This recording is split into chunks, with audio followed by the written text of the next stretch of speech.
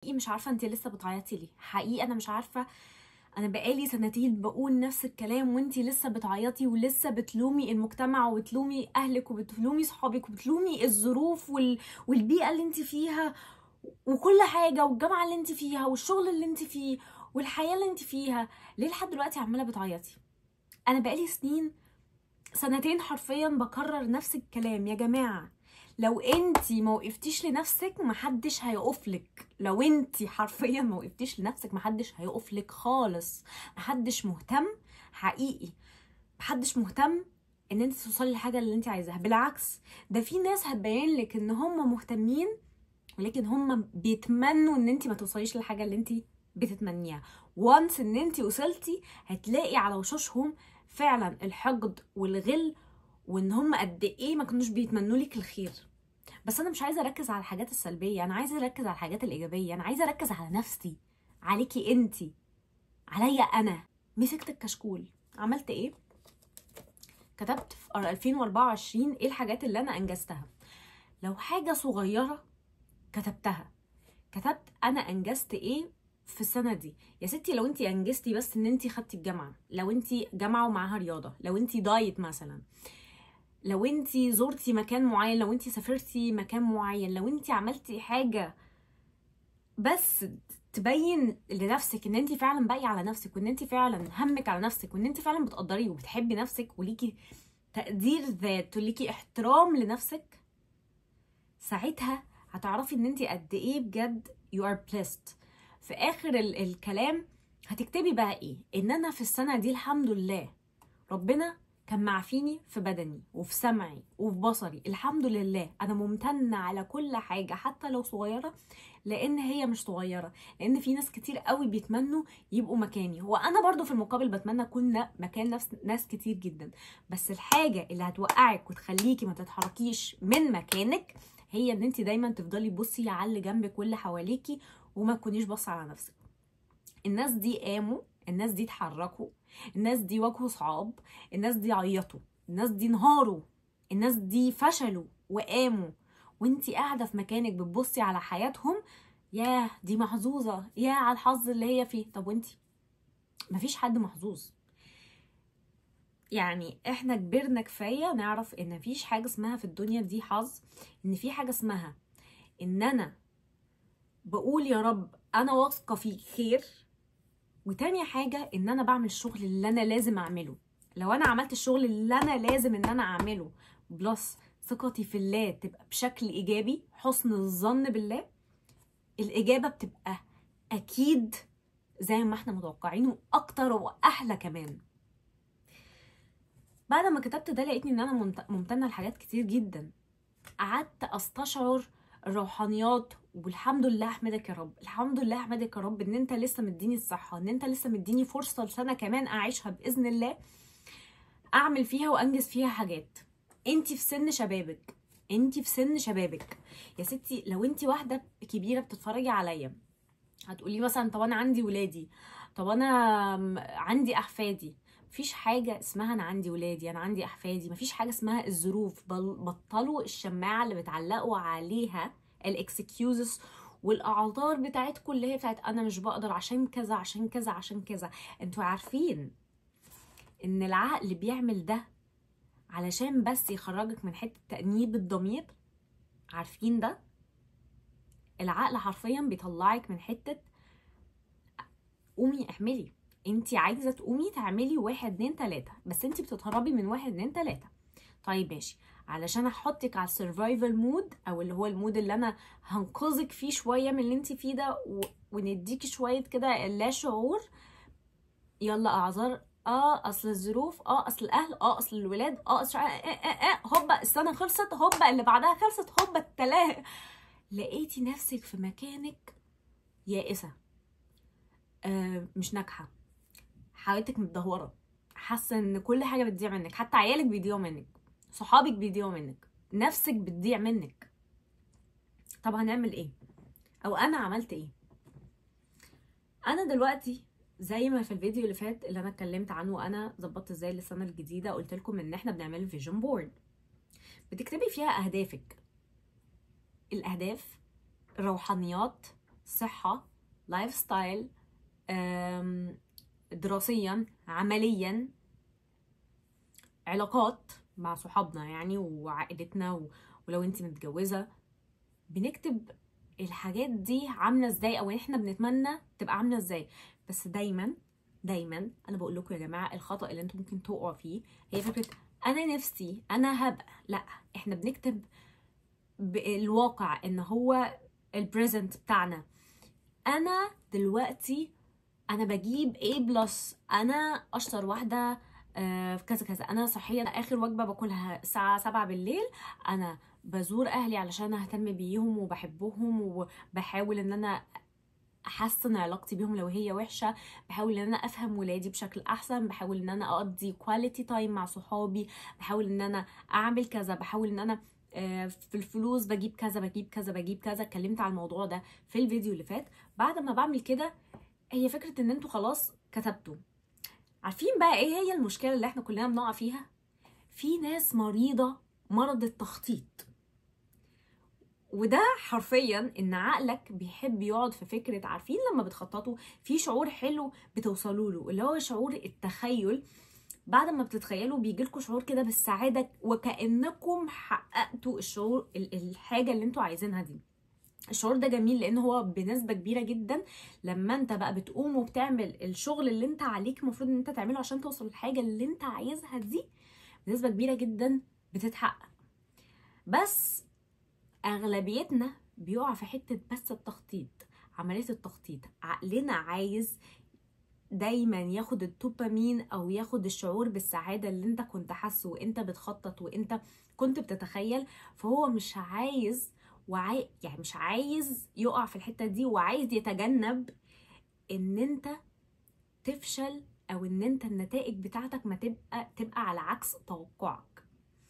فبالتالي بتلاقي نفسك خططت انا هعمل 1 2 3 4 5 6، بعد 5 ايام يلا بقى فعلا من الاسبوع ده انا هعمل 1 2 3 4 5 6، يلا بقى بتفضل بس في البروسيس بتاعت التخطيط، ولا انت بتاخد خطوة قدام ولا خطوة ورا، انت واقف مكانك عمال بتخطط وما بتتحركش. الفكرة ان انا كنت ستاك في الموضوع ده، انا كنت دايما بحب ان انا افضل اخطط اخطط اخطط وفي الاخر بتبقى احلام بس ومش باخد اي خطوات. واكتشفت بعدين ان ده نوع من انواع المخاوف، ان عقلي هو اللي بيكون عايز يقعد في الحتة دي عشان هو خايف ينصدم بالواقع او بالنتائج اللي هي ممكن تبقى على عكس اللي هو بيتمناه. فلما اكتشفت دي، انتوا عارفين لما بتكتشفوا حاجه في شخصيتكم كانكم حليتوا نص المشكله او اغلب المشكله، ابتديت اسال نفسي طب انت ليه اميره خايفه من كده؟ طب انت مثلا يا ستي لو انت فشلتي ايه اللي هيحصل؟ المشكله ان احنا علشان احنا قاسيين اغلب الوقت مع نفسنا بالكلام مع نفسنا بنقع في حته انت حماره، انت غبيه، انت ما بتفهميش، انت هتفضلي على حالك، ده انت كذا، انت عقلك. فعقلك انت بتعاملي شخصيتك ان انت شخص وواحد تاني. فتخيلي انت بتقولي حاجه زي كده لشخص، الشخص خلاص هيبطل ان هو هيخاف ان هو يغلط. لا، في المقابل انا هقول ايه؟ هقول لو فشلتي يا ستي افشلي هتقومي تاني. اميره انت لو فشلتي افشلي هتقومي تاني، هتنجحي في الاخر، انا واثقه فيكي، انت ذكيه، انت قادره، انت هتوصلي، انت عارفه انت عايزه ايه، مستقبلك عايزه يعمل ايه، وانت هتوصلي للحاجه اللي انت عايزاها دي، لان انا واثقه فيكي ان انت دايما بتعافري وفي الاخر هتوصلي. ده خلاني بنسبة كبيرة أبدأ أحس إن أنا لأ، أنا عايزة أطلع من القوقعة اللي أنا فيها دي، وعايزة أخد فعلا خطوة خلاص بقى تغير حياتي. بس الفكرة إن أنا زيكم. بصوا أنا يا جماعة عاملة الفيديوهات ليه دي، أنا مش متعصبة دلوقتي، أنا محموقة عليكم، أنا محموقة عليكم حرفيا. أنا مش عايزاكم تقعوا في نفس مشكلتي، أو مش عايزاكم يعني حتى لو انتوا واقعين فيها عايزاكم تقوموا من المشكلة دي، بس مش عايزاكي تيجي تعيطي لي، انا عايزاكي تقومي انتي لنفسك، انا عايزاكي تسمعي الكلمه دي، عايزاكي تتفرجي على الفيديو ده تقفلي وتقومي بقى تشوفي حياتك، تنظمي حياتك، تبطلي سكرولينج كده، تقفلي التليفون وتنظمي حياتك. انا زيكم في ايه؟ انا كنت برمي شماعه. بصوا يا الاعذار دي كانت مش طبيعيه. اصلا انا اهلي، لان انا اهلي كانوا من الناس المتحكمه جدا جدا جدا في حياتي وما فيش خروج ومفيش كذا مفيش كذا مفيش كذا، لدرجة ان انا خلاص انا حياتي كده، خلاص انا حياتي كده، وانا بقى ضحية وكل يوم اعيط بالليل مع نفسي. وكنت شايفة ان مفيش حل خالص غير الحل الوحيد ان انا هتجوز بدري، وهتجوز بس عشان احقق احلامي. والحمد لله ان انا ما خدتش الخطوة دي خالص. ولو انتي بتفكري تاخدي الخطوة دي، اقفي عندك، ستوب، اوعي تعملي حاجة زي كده. الزن اقوى من السحر. ان انتي تزني، بس مش زن اطفال، زن وانتي عندك مخططات، زن وانتي كاسبه ثقه اهلك بيكي، زن وانتي عارفه انتي عايزه تعملي ايه وكل حاجه واضحه. فالناس اللي لما تشوفك تقول الشخص ده عنده خطه، هو ده الزن اللي بينفع، مش الزن يلا عشان خاطري يلا عشان خاطري. ساعتها انا قلت انا هتجوز وخلاص، انا هوقف كل احلامي دلوقتي، وبعد ما اتجوز ان شاء الله هبقى ادور على حد يتماشى مع احلامي دي وهحقق احلامي. اكتشفت بقى ازاي؟ من جروب على الفيسبوك. ساعتها لقيت ان هو كان جروب ناس متجوزين يعني، والبنت بتحكي ان هي هربت من الحياة بتاعت اهلها وراحت اتجوزت عشان اهلها ما كانوش بيحققوا لها احلامها دي، فهي قالت ان هي هتتجوز وهتحقق احلامها دي. فقالت بقى لجوزها الحاجات المخاوف اللي هي عندها واهلها كانوا بيعملوها ازاي، وان هي بتتمنى من جوزها ده ان هو يحقق لها احلامها دي، وان هي تهرب من الواقع بقى بتاعها ده. وهو وعدها انا هوعدك، وازاي يعملوا فيكي كده، وانتي تستاهلي خير، وانتي وانتي وانتي. ودي اكبر غلطه انتي ممكن تغلطيها في حياتك حرفيا، لان انتي وانس ان انتي قلتي للشخص انا بيحصل معايا 1 2 3، هو هيعمل فيكي 1 2 3 بالظبط بالحرف، مش هيغير فيه اي حاجه. كانه بيقولك انت جايه من اهلك ازاي، انا هديكي زي اللي انت بتقولهولي ان اهلك عملوا، حتى لو هو في نيته فعلا ان هو يساعدك، بس انت بتقولي انا واحده ما حد ماليش تقدير، فهو ليه هيديكي تقدير؟ المهم ان البنت دي يعني بعد ما هو وعدها بكل ده، في الاخر منعها، حبسها، منعها ان هي تنزل، عمل فيها اسوأ من اللي اهلها عملوا فيها. وقتها انا حسيت لا، انا ابتديت اخاف. لقيت كذا قصة من نفس النوع من ناس مختلفة، ابتديت فعلا اخاف. بعدين لقيت فكرة ان مفيش اي حد هيسعالي، مفيش اي حد مسؤول عني، مفيش اي حد، وانا الوحيدة اللي مسؤولة عن حياتي. انت الوحيدة اللي تقدري تغيري حياتك لأحسن حياة في الدنيا، او لأي اوحش حياة في الدنيا. انت الوحيدة اللي هتقدري تعملي حاجة زي كده. ليه؟ علشان بسهولة انت عندك قوة العقل، ان انت بتفكري، ان انت كرييتيف جدا، ان انت تفكري out of the box وتعملي مشروع يغير حياتك. تقدري ان انت تعملي، تقدري ان انت تلعبي على حتة قوة الإرادة، ان انت تبقى مثلا اكتر واحدة صحية في الدنيا دي. انت تقدري تغيري نفسك من نقطة 0 ل100 ل1,000,000 بس بقوة الإرادة، وان انت ازاي بتخططي. تعرفي ان انت تقدري تكتسبي عادة جديدة كل 30 يوم؟ متخيلة ان انت حياتك ممكن تتغير كل 30 يوم؟ هو actually بعد ال 25 يوم، بس 30 يوم دي انت خلاص انت اكتسبتي العادة دي. فلما يكون عندك جولز كتيرة، خليها بالأولويات. الأولوية مثلا بالنسبة لك لو هي دلوقتي صحتك، لو صحتك متدهورة وأولويتك دلوقتي هي بجد صحتك، حطيها نمبر 1. بعد كده نمبر 2 مثلا، شوفي ايه الأولوية بالنسبة لك، دراستك ولا شغلك ولا علاقتك مثلا بربنا ولا علاقتك مثلا بأهلك. اعمليهم 1 2 3 4 5 مثلا، وبعد كده خدي أول واحدة دي ومعاها تاني واحدة، أو معاها هابت تانية أو عادة تانية حاسة إن هي تبقى سهلة إلى حد ما. خدي عادة الرياضة، الصحة دي مثلا، ان مثلا انت هتعملي رياضة وان انت عايزة تعملي حاجات معينة في اليوم هتساعدك ان صحتك ما تبقى احسن. في ال30 يوم ده حطي جدول، وكل اسبوع، وال30 يوم هو جدول او الصورة الكاملة، وبعد كده كل اسبوع انت بتعملي بقى الصورة المصغرة، اللي هو ازاي، امتى، الساعة كام، احنا بنسأل نفسنا الساعة كام، فين، بعد ايه، بعد ايه، هل بعد ما بتصحي من النوم، هل بعد ما بتاكلي البريكفاست بتاعك، هل بعد الشغل مثلا بتاعك، هل لما بترجعي البيت، هل قبل ما بتنامي. فين، هل هي في الأوضة، هل هي في الجيم، هل هي في الانتري مثلا، هل هي في يوجا كلاس؟ طيب الساعة كام؟ هل هي الساعة كذا بالظبط؟ هل هي الساعة كذا بالظبط؟ ليه؟ علشان عقلك عايز يورجنايز الحاجات دي فيخليها اسهل.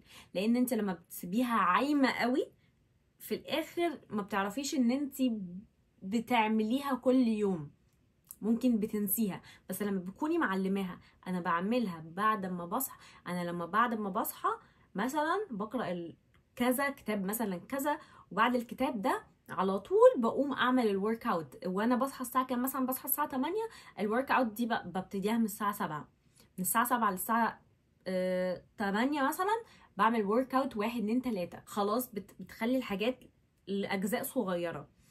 استمري على 30 يوم، هي والعادة التانية الصغيرة اللي انتي تقدري تمشيها معاهم.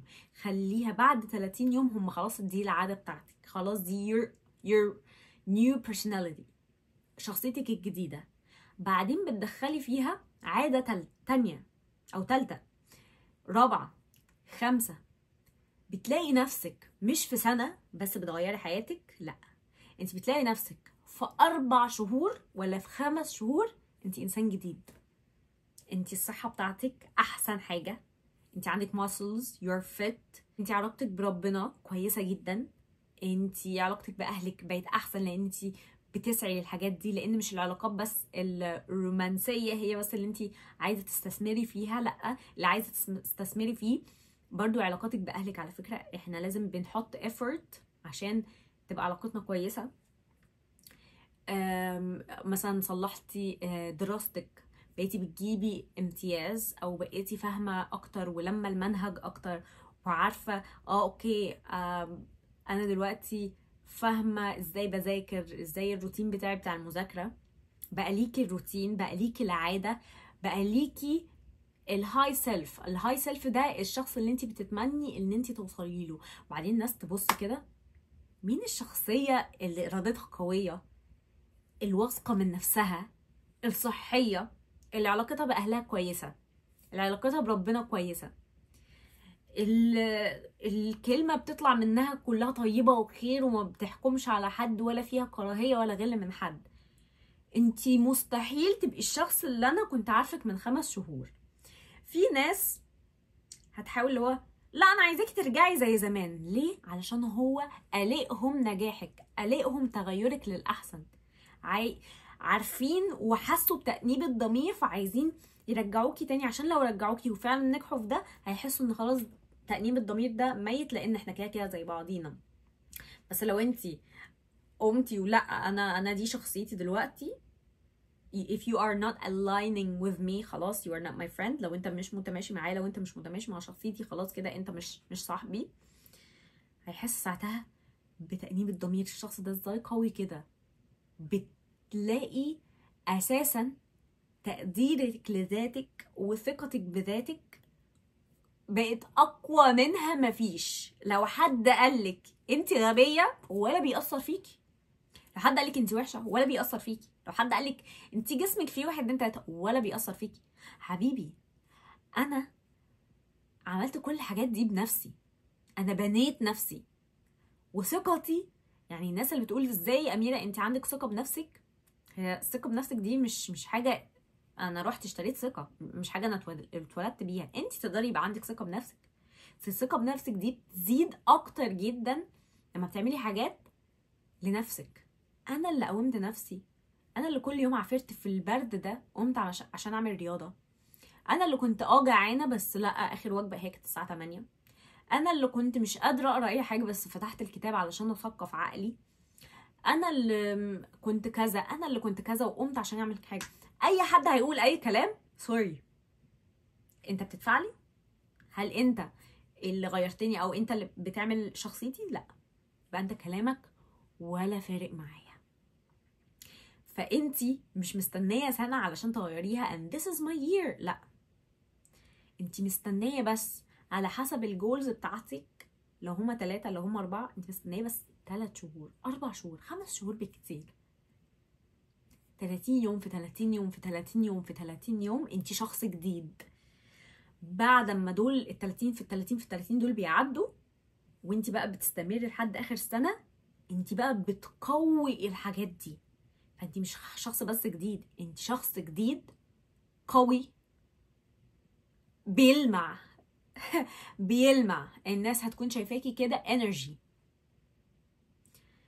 فما توقعيش نفسك في حته التخطيط بس، وما تعيطيش. انا مش عايزاكي دايما في الدي امز ولا في البتاع حظوظ يا محظوظه، اصل انا حياتي، اصل انت ما تعرفيش بابا، اصل انت ما تعرفيش ماما، اصل انت ما تعرفيش، اصل انت ما تعرفيش. انا قومت نفسي بنفسي.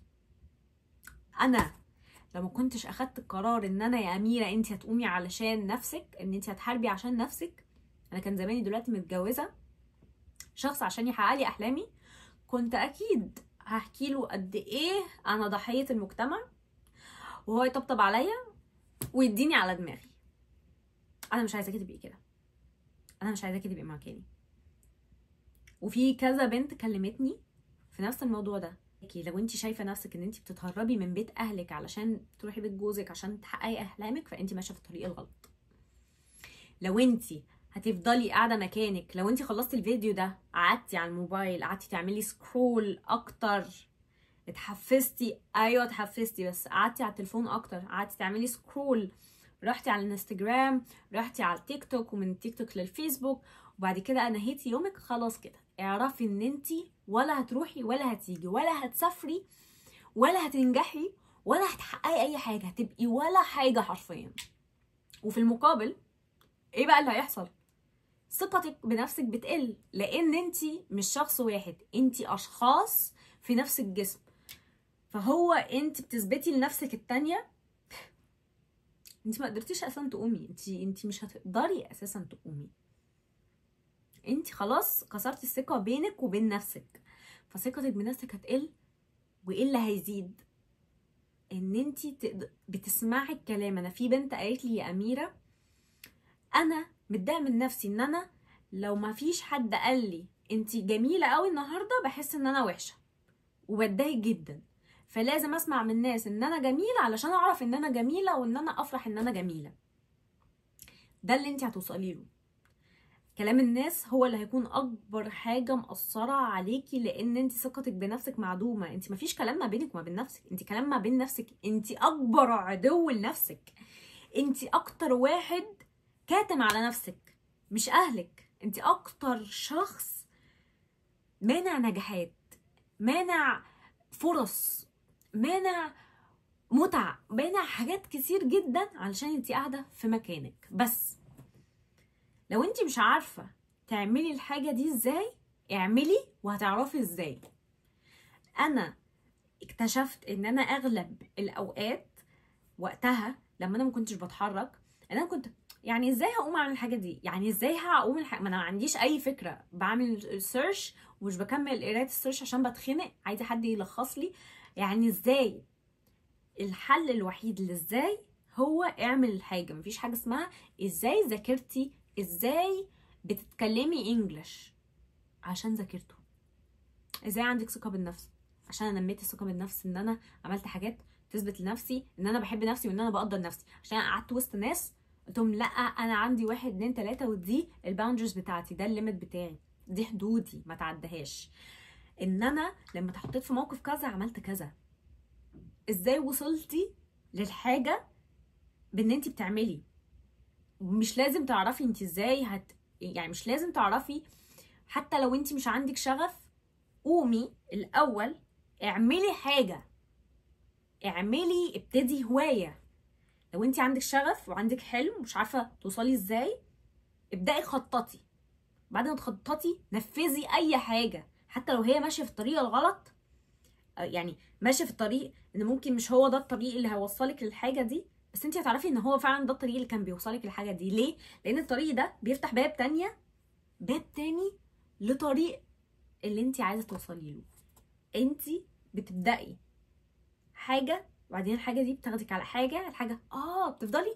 العقل او البشر دايما اللي هو بيبتكروا دايما، اللي هو صح، المفروض كنت اعمل كده، صح. دايما بتتعلمي، انت عايشه في الحياه عشان تتعلمي وتجربي، مش عشان تقفي خوفا من ان انت تجربي فتفشلي فتتضايقي. لا، افشلي وتضايقي، دي افضل بكتير من ان انت قاعده في مكانك ندمانه. انت ندمانه طول الوقت، انت ندمانه وحاسه ان انت فاشله، حاسه ان انت فاشله، حاسه ان انت مفيش ثقه ما بينك وما بين نفسك. قومي خلي السنه دي فعلا السنه بتاعتك. في ناس كتير احنا شفناها على السوشيال ميديا، وفي ناس كتير احنا مش هنكون شايفينها لان هم مش على السوشيال ميديا، ولكن هم اكتر بكتير من اللي على السوشيال ميديا. الناس دي حياتهم اتغيرت في اقل من سنة، من شخص مثلا معهوش اي حاجة لشخص معاه كل حاجة كان بيحلم بيها. ما تخسريش نفسك، ابني الثقة مع نفسك، خططي، ولما تخططي نفذي التخطيط من غير تنفيذ، كأنك ولا عملتي اي حاجة. هيبقى حاجة لما تنفذي. قومي افشلي واتكلمي مع نفسك كلام ايجابي، ايوه انا فشلت في دي بس دي ادتني خبرة، وانا دلوقتي عرفت انا هقوم، لما هقوم ازاي. هتبقى الخطوة او الرحلة بتاعت من يوم ما بدأتي اول مرة لما فشلتي بعدين قمتي تاني جربتي، هتبقى اقصر بكتير، لان انت خلاص دلوقتي انت عارفة. بعد كده بقيتي عارفة، خلاص هيبقى سهل جدا. ودي هتفتح لك بعدين حتة ان ايوه ده انا اقدر اوصل لاي حاجة انا عايزاها، انا اوصل لاي حاجة، واقدر اوصل لاي حاجة انا بتمناها في الحياة. مفيش اي حاجة غالية عليا، مفيش حاجة كتيرة عليا، مفيش حاجة اسمها حلم كبير قوي. الحلم ده لو هو دخل دماغك، لو انتي جالك حلم وفعلا بتتمنيه، اعرفي ان انتي علشان انتي فعلا ده بنسبة كبيرة قوي هيبقى من نصيبك، عشان كده هو جه في دماغك، عشان هو كده جه في قلبك، وقلبك بقى عايز الحلم ده. ما تخسريش نفسك، ما تخسريش السنة دي، ما تضيعهاش كده. انتي ربنا اداكي فرصة، انتي لسه عندك صحة، انتي لسه عندك بتتنفسي، انتي لسه بتشوفي، انتي لسه بتسمعي. يبقى انتي كده مش خسرانة، يبقى انتي كده طز في اي حد في الدنيا. اكسبي نفسك، اكسبي نفسك انتي بس، وبطلي اعذار وقومي لنفسك. مش هقولك غير كده.